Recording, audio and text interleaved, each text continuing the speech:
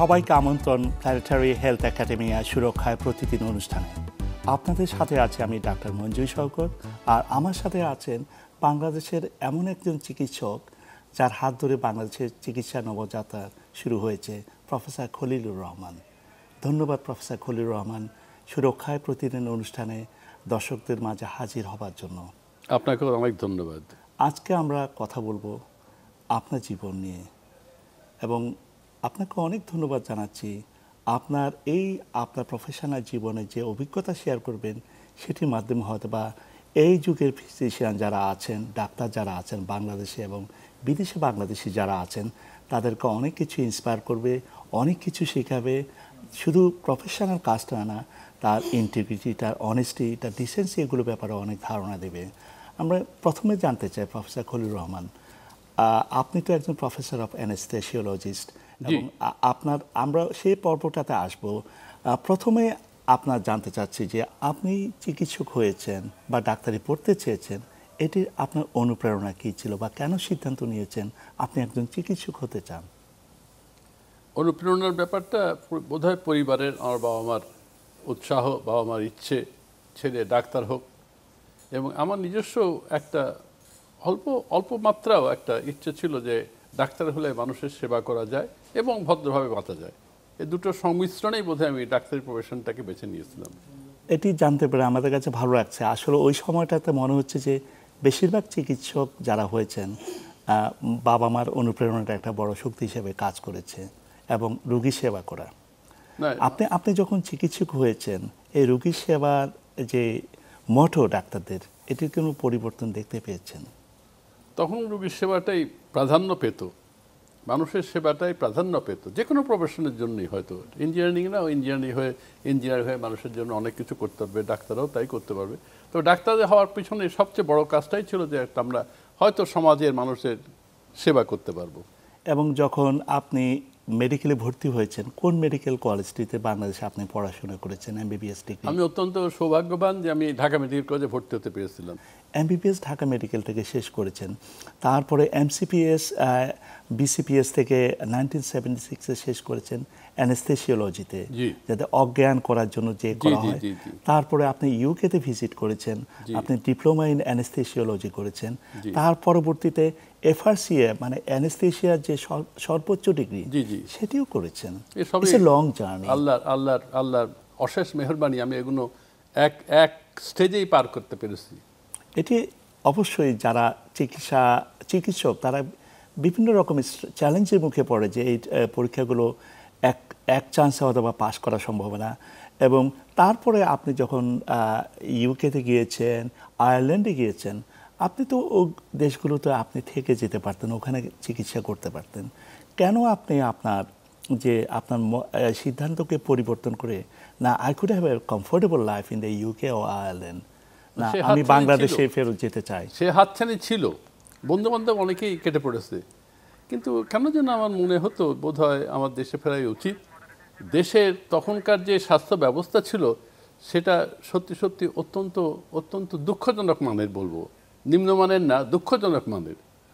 এটাকে যেরকম ধরেন, কথার কথা বলছি, অ্যানেস্থেসিয়া অ্যাভেলেবল ছিল শুধুমাত্র মেডিকেল কলেজগুলোতে, ডিস্ট্রিক্ট লেভেলেও অ্যানেস্থেসিয়ার অ্যাভেলেবিলিটি ছিল না 70-80-র দশকে। তাহলে যখন ডিস্ট্রিক্ট লেভেলে যখন অ্যানেস্থেসিয়া অ্যাভেলেবল ছিল না, তার মানে হচ্ছে ডিস্ট্রিক্ট লেভেলগুলোর কোনো সার্জারি করাতে পারতো না, অত্যন্ত কম সংখ্যক সার্জারি করতে পারত। অপ্রশিক্ষিত অজানা লোকরা তথাকথিত অ্যানেস্থেসিয়া দিত, সার্জনরা বাধ্য হয়ে তাদেরকে অ্যানেস্থেসিয়া হিসেবে নিত। মানে হচ্ছে যাদের অ্যানেস্থেসিয়াতে ট্রেনিং নেই, কিন্তু লেখাপড়া নেই, ট্রেনিং নেই, কিচ্ছু নাই, কিন্তু তারা অ্যানেস্থেসিয়া দিয়ে যাচ্ছে, দিত, বাধ্য হয়ে দিত। কারণ রুগীদের তো চোখের সামনে ভুগতে দেখতে পারতো না সার্জনদের অনেক কষ্ট করে এই সার্ভিসটা দিত তার তখনকার দিনে। এবং এটি আপনার এই দীর্ঘ কর্মজীবনে এটা একটা বিশাল পরিবর্তন আপনি দেখেছেন। এখন যে পরিবর্তন চিন্তাই করা যায় না, এখন কত আরাম বা কত সেফ, এইসব দিক থেকে আপনি ভাবতেই পারবেন না। দুটো জিনিস আপনি বলেছেন, একটি বলেছেন আরাম, আর একটি হচ্ছে সেফ। আরাম হচ্ছে যারা ডাক্তার, যারা অ্যানেস্থেটিস্ট, যারা এবং যারা সার্জারি করে তাদেরও আরাম। সোজা কথা আমরা বলবো যে মেডিকেল টিম, তাদের জন্য আরাম হচ্ছে আরাম, নিশ্চয়ই। আর হচ্ছে সেফটি হচ্ছে পেশেন্ট সেফটি। যেরকম ধরুন কথায় আগেকার দিনে একটা পেশেন্টকে অজ্ঞান করলে কখন জ্ঞান ফিরবে এটা একটা সবার প্রশ্ন ছিল। এখন তো তা না, এখন বলে দিতে পারছে আপনি 1 ঘন্টা পরে, বাস তার আগে আপনি 2 ঘন্টা পরে, আপনি এত সময় পরে খেতে পারবেন, এত সময় পরে। পরিবর্তন না, এটি আপনার তো দীর্ঘ জীবন অ্যানেস্থেশিয়া, এই সাবজেক্টে স্পেশালি যে আপনি কাজ করেছেন, আপনার 50 ইয়ার্স, আমি বলবো যে এটা গোল্ডেন জুবলি প্র্যাকটিসিং এর। আমি লাকি, এখন আমি ওই কাজ করার মতো শারীরিক অবস্থা আছে আমার, এটা আমি সরকার আল্লাহ তরফ থেকে। এটা অবশ্যই ডেফিনেটলি আপনি একটা ডিসিপ্লিন লাইফ করেছেন, এবং আমার কাছে মনে হয় যে আপনার যে সক্ষমতা 50 ইয়ার্স অ্যাজ অ্যানেস্থেটিস্ট কাজ করেছেন, শুধু বাংলাদেশে না, বাংলাদেশের বাইরেও কাজ করেছেন, কিন্তু আপনি কিন্তু এখনও করে যাচ্ছেন। অল্প বিস্তর এখনও করে যাচ্ছে, অল্প বিস্তর করে, কারণ শুধু চর্চায় থাকতে চাই, আর কোনো কারণ নাই। এবং আমি এবার একটি বিষয়ে আপনার কাছে জানতে চাবো, যে আপনি যখন অ্যানেস্থেশিয়ায় এসেছেন, আপনার কাছে আপনার জীবনে সবচেয়ে সিগনিফিক্যান্ট মোমেন্ট কোনটি মনে হয়েছে? ওয়েল, সিগনিফিক্যান্ট মোমেন্ট আমি বলবো যে আমার FRCA পাস করাটা। অবশ্যই এটা তো আপনাকে যে ক্রাউন দিয়েছে, এটা সেই ক্রাউনের কারণে আপনি সারা বিশ্বে পরিচিত। হ্যাঁ, এটা একটা বিশ্বমানের ডিগ্রি, তো এটা হলে পরে পৃথিবীর যে কোনো জায়গায় দরজা খুলে যায় আপনাকে, যে কোনো জায়গায় আমি অ্যানেস্থেটিস্ট হিসেবে চাকরি করতে পারি। বা 71-এর যুদ্ধের সময় যখন চারদিকে বন্ধ, আমি যখন চট্টগ্রাম মেডিকেল কলেজে অ্যানেস্থেটিস্ট হিসেবে কাজ করি, তখন যে যুদ্ধের এই পরিবেশের মধ্যে কোনো অ্যানেস্থেশিয়ার উপকরণ নাই, মেশিন টেশিন নাই, গ্যাস নাই, তার মধ্যে যে অ্যানেস্থেশিয়া দিয়ে কিছু কিছু রোগীকে আমরা সেবা দিতে পেরেছি, এটা একটা অত্যন্ত মনের মধ্যে একটা খুব বড় আনন্দ, এবং একটা কিছু করলাম এই অনুভূতি। এটা হচ্ছে এই যে বাংলাদেশকে যে ফিল করা, অনুভব করাটা, আপনি হয়তোবা নিজের জীবনের ঝুঁকিটা নিতে পারতেন, আপনি হয়তোবা হসপিটাল থেকে পালিয়ে থেকে বাসায় বসে কাটাতেন, কিন্তু অ্যানেস্থেশিয়া দেওয়ার কোনো চিকিৎসক পাওয়া যাচ্ছে না। এখন আমরা শুনেছি বাংলাদেশে কার্ডিয়াক অ্যানেস্থেশিওলজি চালু হয়েছে। এই বাংলাদেশে কার্ডিয়াক অ্যানেস্থেশিয়া, এই কাজটি কে শুরু করেছেন? এটাও আমার কপাল, আমার মানে ভাগ্য, যে ওই সময় বাংলাদেশে কার্ডিয়াক সার্জন ছিল না। স্বর্গত ব্রিগেডিয়ার মালিক সাহেব প্রথম হাসপাতালটা খুললেন, NICVD, national institute of cardiovascular disease. আমি তখন ময়মনসিংহের অ্যাসোসিয়েট প্রফেসর হিসেবে কাজ। এটা কত সালের কথা বলছেন? এটা প্রায় ধরেন 79-এ, 1979 সালে। উনি আমাকে ময়মনসিংহ থেকে নিয়ে এসে এখানে পোস্টিং করলেন, এবং উনি আমাকে 6 মাসের জন্য জাপানে পাঠালেন ট্রেনিং করতে। আমার সাথে সার্জনরাও গেল। তো যা হোক, আমরা ট্রেনিং করে এসে এখানে আস্তে আস্তে শুরু করলাম কার্ডিয়াক অ্যানেস্থেশিয়ার কাজ, কার্ডিয়াক সার্জারির কাজ। তাহলে ডিপার্টমেন্ট হিসাবে কার্ডিয়াক অ্যানেস্থেশিয়া জি, কোন হসপিটালে প্রথম শুরু এটা ওই হয়েছে? NICVD বলে, এখন যাতে NICVD, জাতীয় হৃদরোগ। জি, এবং ওভার দি ইয়ার্স, এবং এটার জন্য আপনার কেমন লাগে যে এত বড় একটা কাজ আপনি করেছেন? আবারও বলবো, সবই কাকতলীয়, আল্লাহর নির্দেশ, তুমি ওইখানে থাকো, এই কাজটা করো। এটা হয়তো বা ইউর জেনারেসিটি না, জেনারেসিটি না, আমাকে এক জায়গায় দায়িত্ব দিলে তো করতেই হবে। তখনকার ডাক্তারদের কিন্তু এইটাই মানসিকতা ছিল, আর কোনো মানসিকতা ছিল না, শুধু রোগীর সেবা দেওয়া, রোগীর সেবা, যে যেখানে আছে সেখানে সিনসিয়ারলি কাজ করা। এবং কিভাবে এটাকে ভালো একটা পরিবেশ তৈরি করা, যাতে নিশ্চয়ই। রোগীরা সুস্থভাবে বাসায় ফেরত যেতে পারে। আমরা শুনেছি বা জানতে পেরেছি, বাংলাদেশের যে ICU, first ICU, it is also you have set up first ICU। এই কারণেই যে কার্ডিয়াক সার্জারির পরে পেশেন্টদের একটা বিশেষ জায়গায় রাখতে হয়, তাদের শ্বাস প্রশ্বাসের ব্যবস্থা করতে হয়, তাদের বিভিন্ন ওষুধপত্র অত্যন্ত মেপে দিতে হয়, যার জন্য একটা পরিবেশ দরকার, যেটাকে আমরা ইন্টেনসিভ কেয়ার ইউনিট বলি। এবং সেই ইন্টেনসিভ কেয়ার ইউনিট যেটা চালু হয়েছে যখন কোভিড-19, হ্যাঁ, এখন তো কোভিড-19-এর সময় আমরা প্রচুর ট্রেনিং করেছি বাইরে গিয়ে। তখন NICVD থেকে চলে এসেছি, তখন আমি PG-তে ছিলাম, ঢাকা মেডিকেলে ছিলাম, কিন্তু আমরা কয়েকজন মিলে কোভিড-19-এর ট্রেনিংটা করে ফেলেছি অনেক জায়গায়, বিভিন্ন ডিস্ট্রিক্টে আমি এবং আমার সহকর্মীরা গিয়ে ICU ট্রেনিং নার্সদের, ডাক্তারদের দিয়েছে। এটা আমাদের বিরাট একটা আনন্দের ব্যাপার। এটা অবশ্যই প্রাউড করার মতো। এটা আপনার নিজে যেহেতু সেলিব্রেশন, আমার কাছে মনে হচ্ছে চিকিৎসক বা জাতি হিসেবে উই নিড টু সেলিব্রেট।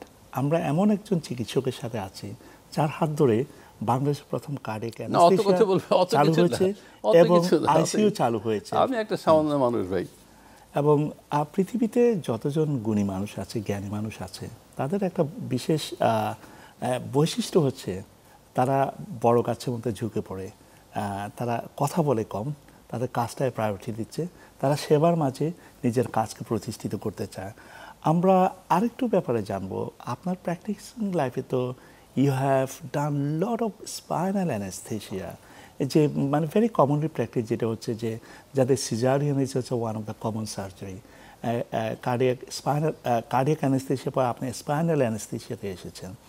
এবং এই স্পাইনাল অ্যানেস্থেশিয়া চালু হওয়ার পরে বাংলাদেশে অবস্টেট্রিশিয়ান ডাক্তার যারা আছে তাদের জন্য কাজটি অনেক সহজ হয়েছে। কাইন্ডলি আপনার স্পাইনাল অ্যানেস্থেশিয়াতে আসার কারণ কি, এবং এটি সম্পর্কে আপনি যদি বলেন। আজ এখানে যারা অনুষ্ঠান দেখছে অনেকের হয়তো সিজারিয়ান সেকশন হয়েছে।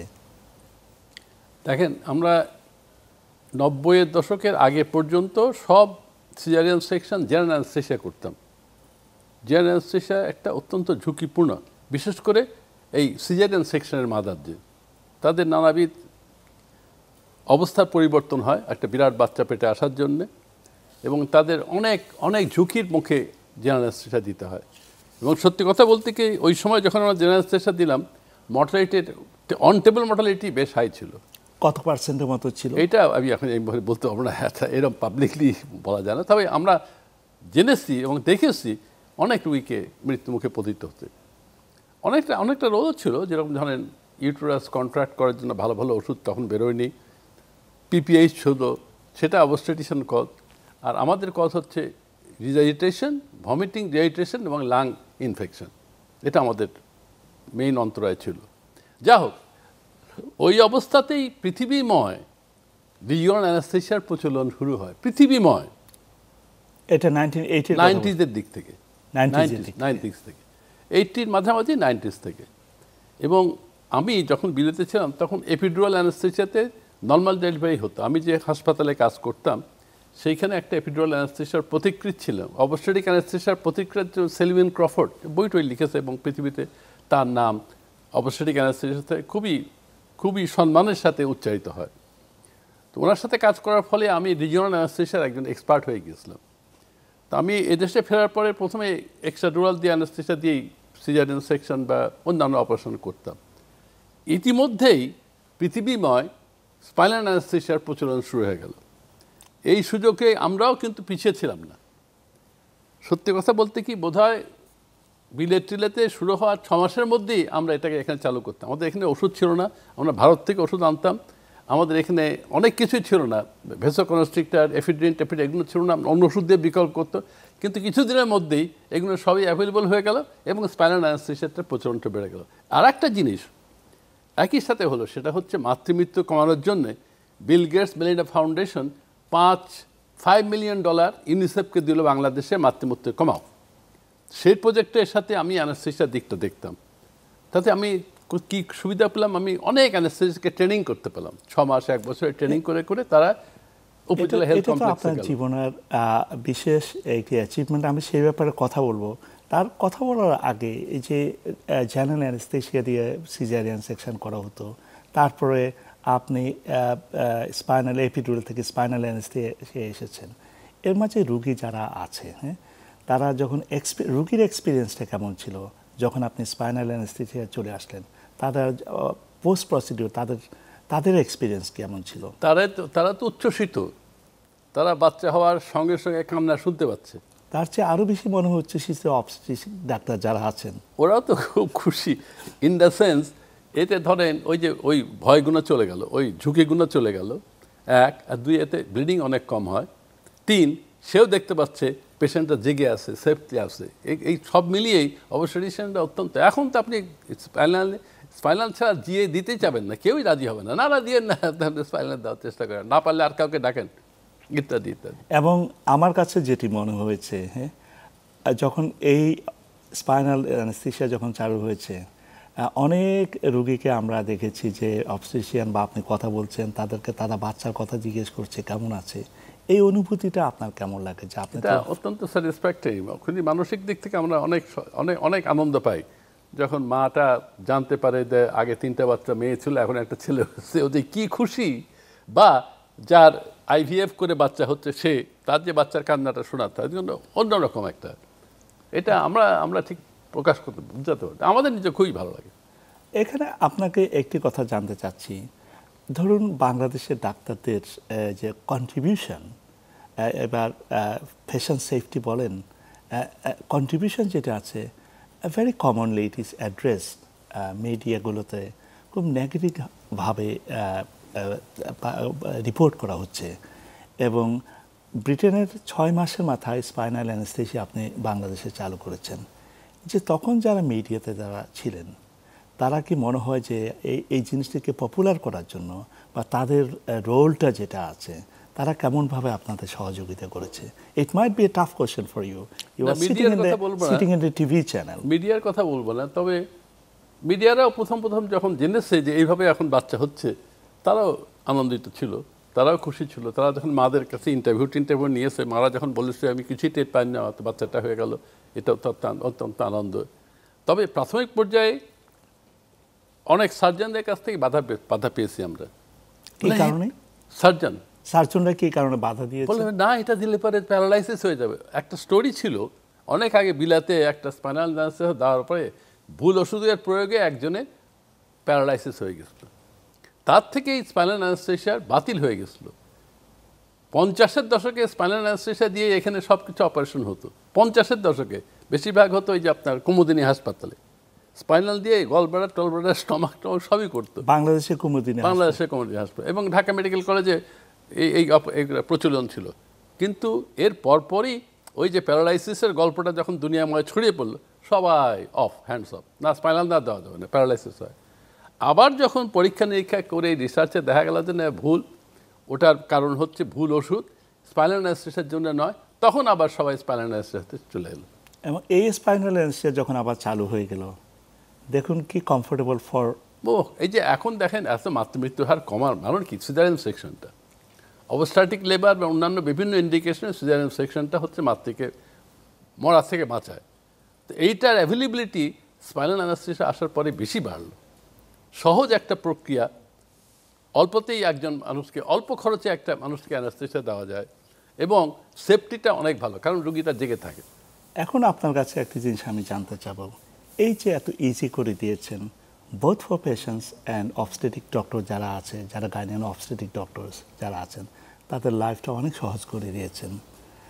আপনার কাছে কি মনে হয় আপনি তাদের যে অবস্টেটিক ডাক্তার যারা আছে এবং পেশেন্টদের যারা এই সিজারিয়ান সেকশনে যাচ্ছে, এতজন ডাক্তারকে ট্রেনিং দিয়ে আপনি কি মনে করেন যে you are the reason for a smile? সেটা একটা আছে, কিন্তু এখন তো বদনাম হয়ে গেছে। এখন বদনাম হয়ে গেছে সিজারিয়ান সেকশনের অ্যাভেলেবিলিটি এত বেড়ে যাওয়াতে এবং সেফটি বাড়াতে এখন নর্মাল ডেলিভারিতে কমে যাচ্ছে। এটা একটা বিরাট নেগেটিভ যে অ্যাডভার্টাইজমেন্ট হচ্ছে না, ডাক্তাররা টাকার জন্য সিজারিয়ান সেকশন করে। কিন্তু অনেক জায়গায় নর্মাল ডেলিভারিতেও যে charge, caesarean section semi charge, কারণ নর্মালিটা আরও কষ্টকর, তারটা বসে থাকতে হয়। সিজারিয়ান সেকশনটা করে দিয়ে বাড়ি চলে গেলে 1 ঘন্টার ব্যাপার। কিন্তু নেগেটিভ পাবলিসিটিটা আমাদেরকে বড় দুঃখ দেয়। এতজন ডাক্তারদেরকে ট্রেন করেছেন এবং তারা সারা দেশে কিন্তু আপনার এই সেবাটা দিয়ে যাচ্ছে। এই দীর্ঘ সময় যে আপনি এতজন গাইনিয়ান অবস্টেটিক্স ডক্টরদের সাথে কাজ করেছেন, এই যে অ্যানেস্থেসিয়াটাকে এগিয়ে নেওয়ার জন্য অবভিয়াসলি আপনি দেখতেন অ্যানেস্থেসিয়ার, কারণ যারা অপারেট করবেন তারা অবস্টেটিক ডাক্তার যারা আছেন তাদের তো অ্যাকসেপ্ট করতে হবে, নিশ্চয়ই অ্যাকসেপ্ট করতে হবে না আমরা এটাকে অ্যাকসেপ্ট করব। কারণ বাংলাদেশের তখনকার ট্রেন্ড ছিল যে তারা শুধু যিনি অপারেশন করছেন সার্জন উনাকেই চেনেন। এখন যিনি অ্যানেস্থেসিয়া দিচ্ছেন আগে উনি ভালো অ্যানেস্থেসিয়া দিচ্ছেন কিনা সেটি খোঁজেন অনেক। এবং আপনার কাছে আমি জানতে চাই এই দীর্ঘ যে এই অবস্টেটিক অ্যানেস্থেসিয়াকে পপুলার করার জন্য কোন কোন গাইনি অবস্টেটিক্সের ডাক্তারকে আপনার কাছে মনে হয়েছে আপনার এই কাজকে সহায়তা করেছেন? আমার কাজটাকে প্রথমে স্পাইনাল অ্যানেস্থেসিয়া পপুলারাইজ করা বা অ্যাকসেপ্ট করার জন্য আমি বলবো প্রফেসর শাহেলা খাতুন একজন ছিলেন পিজি হাসপাতালে, উনি এনকারেজ করতেন। তারপরে আমি বলবো প্রফেসর মারা গেছেন, আচ্ছা নামটা আমি মনে করতে পারছি না, এবং বর্তমান যুগে আনোয়ারা বেগম একজন আছেন যার সাথে আমি কাজ করি, উনি আরেকজন প্রফেশনাল লেজেন্ড, উনিও খুব সাপোর্ট করেছেন স্পাইনাল অ্যানেস্থেসিয়া, এপিডুরাল অ্যানেস্থেসিয়া। ওনার ওখানে প্রথমে ওনার প্রাইভেট কেসগুলো করতাম, উনি অনেক সমর্থন দিয়েছে। আর ফিরোজা বেগম ছিল লিজেন্ড, ফিরোজা বেগম, উনি আমাকে যখনই উনি দেখলেন যে আমি এপিডুরাল স্পাইনাল করছি, উনি আমাকে জোর করে নিয়ে যে ওনার ক্লিনিক ফাতেমা নার্সিং হোম ধানমন্ডিতে আছে ওখানে নিয়ে যেয়ে দিতেন। উনি একদম বিরাট সমর্থক ছিলেন। অপোজিশন আর বেশি আসে নাই, কিন্তু প্রাথমিক পর্যায়ে অনেকে মনে করতো এটা সেফ না, এটাতে হয়তো প্যারালাইসিস হবে, এটা হয়তো রুগীর একটা অনেক দিন শুয়ে থাকতে হবে ইত্যাদি ইত্যাদি। তবে এটা বেশি দিন লাগে না, মাস তিনেকের মধ্যে এটা আগ্নেয়গিরির মতো অগ্নুৎপাত, সবাই এটাই খুব তাড়াতাড়ি যখন দেখবে যে এত অ্যাডভান্টেজ না, এত এত এত সেফটি, ন্যাচারালি সবাই অ্যাকসেপ্ট করেছে। আপনি সেফটির কথা বলছেন, আমি এই জায়গায় একটি জিনিস আমি সরাসরি জিজ্ঞেস করতে চাই। ইট মে সাউন্ডস ভেরি প্লান্ট। আপনারা যে সেফটির কথা বলছেন, ক্লিনিক্যাল অডিটিং, কীভাবে সেফটি প্রমাণের জন্য ক্লিনিক্যাল অডিটিং করা হচ্ছে? বাংলাদেশে ক্লিনিক্যাল অডিটিং যেটা আছে, এটা হাউ রেগুলেটরি ইজ প্র্যাকটিস? না, ধরেন সত্যি কথা বলতে কি, ধরনের কোনো প্রাতিষ্ঠানিক রেগুলেটরি কোনো সিস্টেম নেই। এক আছে বিএমডিসি, কেস টেস হলে পরে তারা খোঁজ টোজ করে আমাদেরকে ডাকে, দেখেন তো ভাই কী করা উচিত ছিল, হয়েছে কিনা এই। আর তাছাড়া আমি বলবো না যে কোনো রকম প্রাতিষ্ঠানিক কোনো খোঁজ খবর নেওয়ার কিছু আছে। পেপারে দেখি যে এরকম হয়ে গেল। আমার মনে হয় এই জায়গাটা থেকে বাংলাদেশে অনেক কাজ করার আছে, অনেক কাজ করার আছে, নো ডাউট, এবং আমাদেরও কাজ করার আছে, প্রত্যেকের কাজ করার আছে। পেশেন্ট সেফটি যখন আছে, clinical auditing is integral part. আমাদের প্রতিষ্ঠান যেটা WFS, ওরা তো সেফটির উপরে বহু কাজ করে। একটা বছর সেফটির উপরেই আলোচনা হলো, খালি সেফটি, পেশেন্ট সেফটি। এবং আপনার কাছে কি মনে হয় যে বাংলাদেশে যেভাবে এখন যে মেডিকেল কারিকুলাম চলছে বা MBBS পাস করছে বা পোস্ট গ্রাজুয়েট ট্রেনিং হচ্ছে, পেশেন্ট সেফটিটা কি পরিমাণ কভার করা হচ্ছে বা কিভাবে ট্রেন করা হচ্ছে? অ্যাকচুয়ালি আন্ডার গ্রাজুয়েট সম্বন্ধে বলতে পারবো না, তবে আমাদের অ্যানাস্থেটিস্টের সাথে আমরা এগুলোকে খুব অ্যাড্রেস করার চেষ্টা করি। পেশেন্ট সেফটি এবং নিজের safety and anaesthetic safety both. এবং এটা অত্যন্ত গুরুত্বপূর্ণ বিষয়। নিশ্চয়ই। আপনার কাছে কেন মনে হয় যে western work in the UK এবং ওয়েস্টার্ন ওয়ার্ল্ডে কাজ করেছেন, কি কারণে পেশেন্ট সেফটি যে কনসেপ্টগুলো আছে, ক্লিনিক্যাল অডিটিং, বাংলাদেশের ক্ষেত্রে আপনারা এটাকে চালু করতে পারেননি? কি ব্যারিয়ার ছিল? ব্যারিয়ার ছিল আমাদের উৎসাহের অভাব। আর এদেশে তো সত্যি কথা বলতে কি, মৃত্যুটা সহজেই অ্যাকসেপ্ট করে নেয়, সহজে আল্লাহ নিয়ে গেছে, কি করবেন। কিন্তু এটার পিছনে খোঁজ করার জন্য সেরকম প্রয়াস নাই, খুব একটা প্রয়াস নাই। না, হবে হয়তো আরেকটু ডেভেলপ করলে পরেই হয়ে যাবে। যে বাংলাদেশে এখন নতুন যে ইন্টারিম গভর্নমেন্ট আছে, তারা বিভিন্ন আমি বিদেশ থেকে শুনে থাকি যে রিফর্ম করবে। না, সংস্কারের কাজ চলছে তো, নিশ্চয়ই তখন এই সমস্ত কথা আসবে। প্রবাবলি এই যে ইন্টারিম গভর্নমেন্ট, এই যে clinical auditing, medical education reform, কিভাবে সেফ ডাক্তার অনেক কাজ করবে, এরপর অনেক কাজ হবে। আমার মনে হয় যে this is something to policy maker যারা আছে। নিশ্চয়ই এটা আসবেই, এগুলো আসতেই হবে, তা নাহলে একটা দেশকে উন্নতি আপনি নিতে পারবেন না। প্রফেসর খলিলুর রহমান, আপনার কাছ থেকে আমরা অনেক কিছু জানতে পেরেছি। আমরা চলে যাব এখন ছোট্ট বিরতিতে, আর বিরতির পরে থাকবে আরও নতুন তথ্য নিয়ে সুরক্ষায় প্রতিদিন অনুষ্ঠানে। সঙ্গেই থাকুন।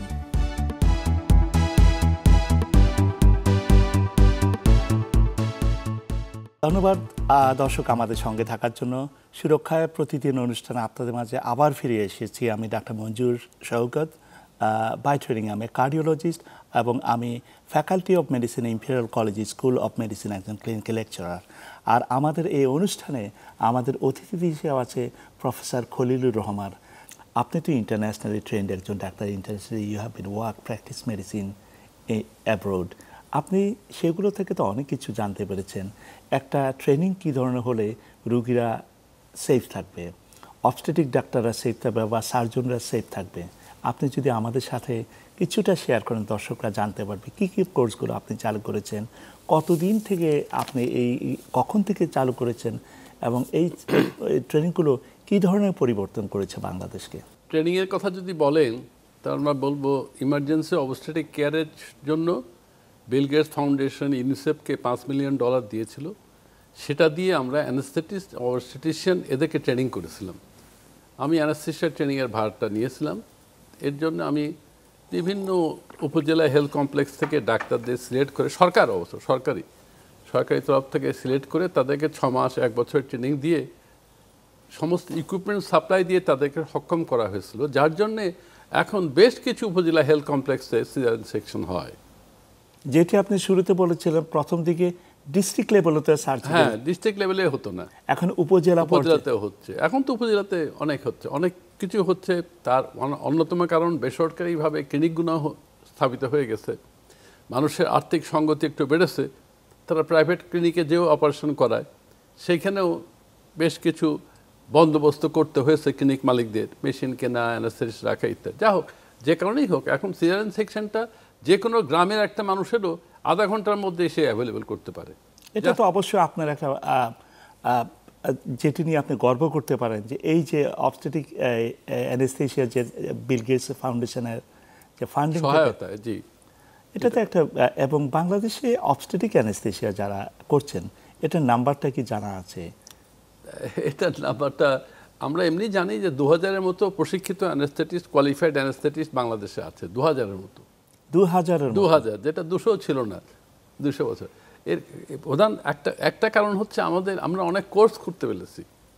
BA course, diploma in anaesthesia 2 বছরের একটা কোর্স বিভিন্ন মেডিকেল কলেজে চালু আছে। তো সেখান থেকে বছরে আমাদের প্রায় 50-60 জন স্পেশালিস্ট বের হয় 6 মাস পর পর।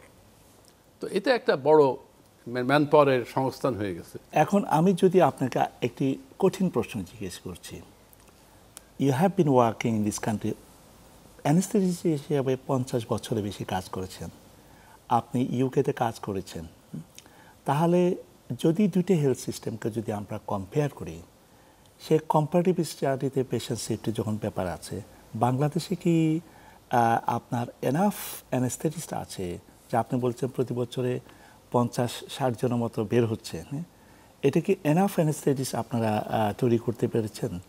তা তো নয়। আমাদের 12 কোটি না কত 20 কোটি লোকের দেশ, 20 কোটি লোকের দেশের তুলনায় কিছুই নয় এটা। তাহলে কি কারণে মনে হচ্ছে যে আপনারা পারছেন না? না, পারছি না ইন দ্য সেন্স, ধরেন 1 নম্বর অ্যানেস্থেশিয়া সাবজেক্টটা অত আকর্ষণীয় না। কারণ হচ্ছে এতে আয় কম। ইউকের ক্ষেত্রে এটা পিকচার ইজ ডিফারেন্ট। ইউকে তো সবাই এক সমান হয়।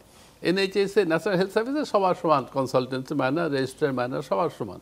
এটি হচ্ছে একটা হচ্ছে ইনকামের কারণে আসতে চাচ্ছে, একটা ইনকামের কারণে, একটা হচ্ছে মানুষের কাছে সাথে তো বেশি পরিচয় হওয়ার সুযোগ হয় না। সার্জনদের কাছে যায়, কয়েকবার যায়, তারপর অপারেশনের কথা ঠিক করে পরিচিত হয়ে যায়। আমরা তো একমাত্র অপারেশন টেবিলেই দেখা হয়। মানে যেমন টেলিভিশন সেটে যেমন গ্রিন রুমে কাজ করে, বা নাটকের ক্ষেত্রে ওই ক্ষেত্রে এই পর্দার আড়ালে। তবে এটি হয়তো ওয়েস্টার্ন প্র্যাকটিসের ক্ষেত্রে ইট ইজ ডিফারেন্ট প্র্যাকটিস। এখন যেরকম ম্যান্ডেটরি করা হয়েছে, রুগীকে আগে দেখতেই হবে, অ্যানেস্থেশিয়া দেওয়ার আগে রুগীকে আগে দেখতেই হবে। এটি অবশ্যই একটি পজিটিভ পরিবর্তন। নিশ্চয়ই, তার জন্য রুগীর সাথে পরিচয় হওয়া যাবে, তখন জানবে রুগী অ্যানেস্থেশিয়া জিনিসটা কি, তাদের কি রোল, এই তখন হতে জানা যাবে। আমি আপনার কাছে একটি পেশেন্ট সেফটি ব্যাপার যেহেতু আছে, একজন অ্যানেস্থেশিস্ট আপনি 50 বছরের বেশি কাজ করেছেন, রুগীদের যে অ্যানেস্থেশিয়ার সেফটি এবং অ্যানেস্থেশিয়া, স্পাইনাল অ্যানেস্থেশিয়া, এগুলো নিয়ে যে অ্যাওয়ারনেস প্রোগ্রাম, আপনি এবং আপনাদের যে সোসাইটি আছে, আপনারা কতটুকু কাজ করতে পেরেছেন? আমরা বলেছি যে সেফ অ্যানেস্থেশিয়া দেওয়ার জন্য কতগুলো জিনিস ম্যান্ডেটরি। যেরকম রুগীর পর্যবেক্ষণের জন্য আমরা নির্দাম পক্ষে পালস, ব্লাড প্রেশার এবং একটা স্যাচুরেশন মেশিনের মাস্ট করেছি। যে স্যাচুরেশন মেশিনের আবিষ্কারই হয়েছে 80-র দশকে। আমরা 70-র দশক থেকে অ্যানেস্থেশিয়া দিচ্ছি, তখন ছিল না। তখন আমরা রুগীর পালস ধরে বসে থাকতাম, সে ভালো আছে না মন্দ আছে বোঝার জন্য, বা বেঁচে আছে না মরে গেছে বোঝার অনেকটা জন্য। প্রেডিকশনের উপর ছিল, রাদার দেন আপনার উইটনেস করছেন, আপনি না, কিছু দেখছেন। যন্ত্রপাতি অ্যাভেলেবল ছিল না। অনেকটা ফিজিশিয়ান, তখন শুধু ফিজিশিয়ান ছিলেন না, তার পাশাপাশি ম্যাজিশিয়ান হিসেবেও কাজ করতে হতো ফিজিশিয়ানদের। তবে যাই হোক, এক্ষেত্রে আমাদের দেশেও এখন সেফটির জন্য বিশেষ করে ম্যান্ডেটরি যে পালস অক্সিমিটার, অর্থাৎ রক্তের অক্সিজেনের পরিমাণটা কত, এটা আমরা দেখতে পারি, এবং এটা আমাদেরকে অনেক সেভ করেছে। আরও ভালো ভালো বড় বড় হাসপাতালে অনেক কিছুই ব্যবস্থা আছে, এরকম বারডেমে অনেক কিছু দেখা যায়, কার্বন ডাইঅক্সাইড এলিমিনেশন দেখা যায়, অ্যানেস্থেশিয়া লেভেল দেখা যায়। বড় বড় হাসপাতালে পিজিটি তো নিশ্চয়ই আছে, ঢাকা মেডিকেলেও থাকবে এগুলো। তো এগুলো অনেক সেভ করে দিয়েছে, বিশেষ করে এই পালস অক্সিমিটার, এটা একটা অনবদ্য আবিষ্কার। শুধুমাত্র অ্যানেস্থেশিয়ার ক্ষেত্রে যে তা না, যে কোনো অ্যাকিউটলি আনওয়েল পেশেন্টের ক্ষেত্রে পালস অক্সিমিটার, স্পেশালি খবর দেয়, কত কিছু বলে। কোভিড যখন শুরু হয়েছে, ওরে আল্লাহ, ওটাই তো প্রথম বললো যে অক্সিজেন কতখানি দিতে হবে, কিভাবে দিতে হবে, নাকি মেশিনে দিতে হবে। এবং এটা আবিষ্কার হয়েছে 80s-এ।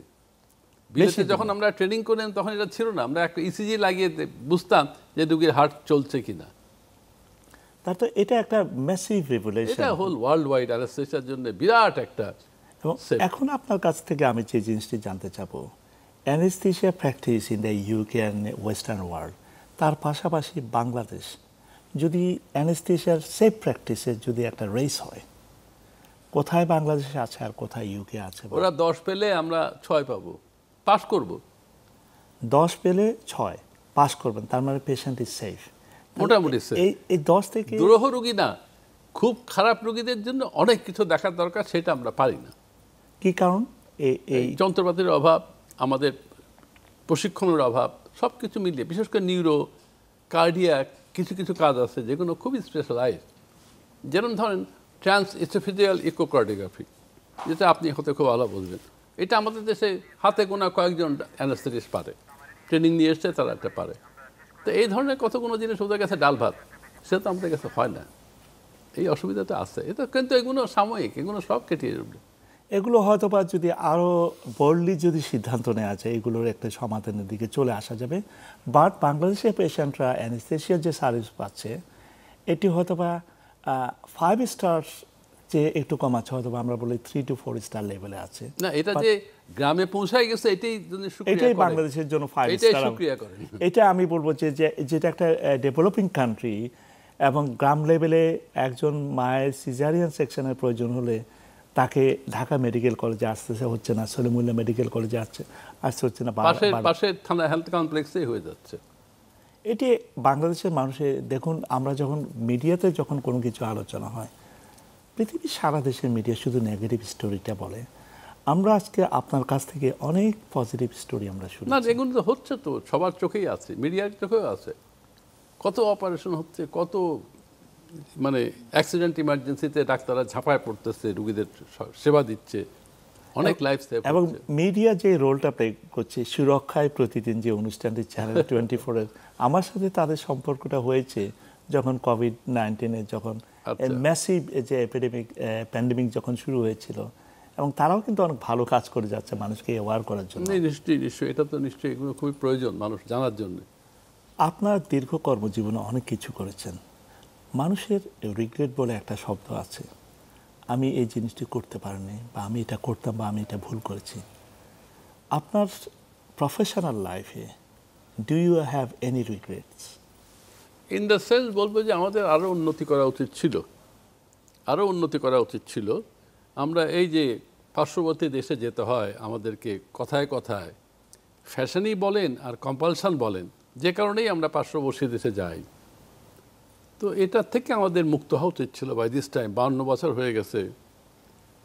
এটা জাতি হিসাবে, এটা আমার ব্যক্তিগতভাবে মনে হয় আমাদের আরও সেফটি ইনশিওর করার দরকার অ্যানেস্থেশিয়াতে, পেশেন্ট সেফটি, এবং আমাদের ট্রেনিংটা আরও ব্যাপক হওয়ার দরকার।